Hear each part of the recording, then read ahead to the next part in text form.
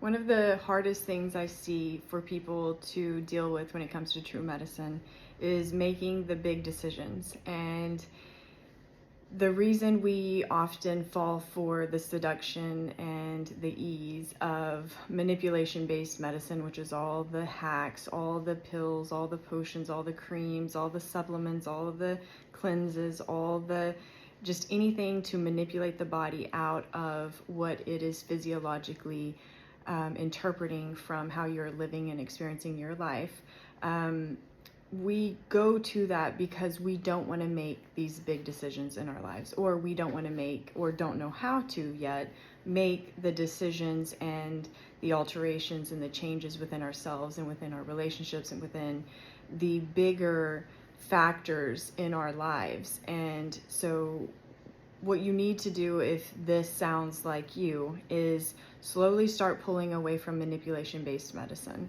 I don't even like calling it medicine, but unfortunately that's what it's sold under in the world that we live in today. But to slowly pull back from that and see what the body is actually trying to tell you. See when your symptoms increase, see when they decrease, and interpret that from a truth standpoint versus trying to decipher this language through the static and the friction of all of these other inputs coming in and altering the transmission or the communication and the clarity of the message. And if you've taken the Nutrition Masterclass, you know of some of these examples, specifically with digestion and how perfect that is and how it can even lead you into making business decisions like the man that we talked about in that class.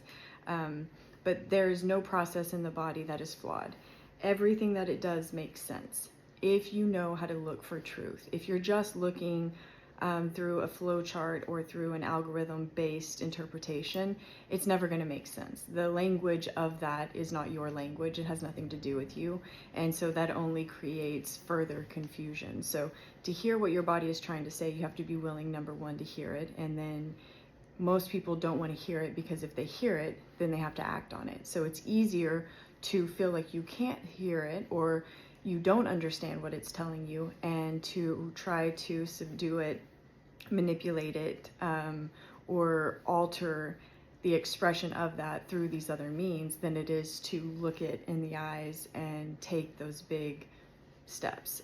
Because one thing I tell people all the time is there's no amount of dieting, restriction, supplementation, pills, potions, prescriptions, surgeries, any type of manipulation-based therapeutic intervention that can undo a toxic relationship, that can undo an unhealthy home, that can reverse a detrimental and unhealthy mindset. And this is the world that we live in, and it's only up to you to do with that information what you want to do with it. And it's not wrong if you choose manipulation, but it's just not true. So you can't put that against your body as if it's not communicating effectively to you, or not trying to tell you the truth of your situation, or that it's flawed, or that it's just spontaneously deciding to disrupt your life. It's for you. It communicates perfectly, and you have to be willing to listen. And sometimes what it has to say requires big steps, big moves,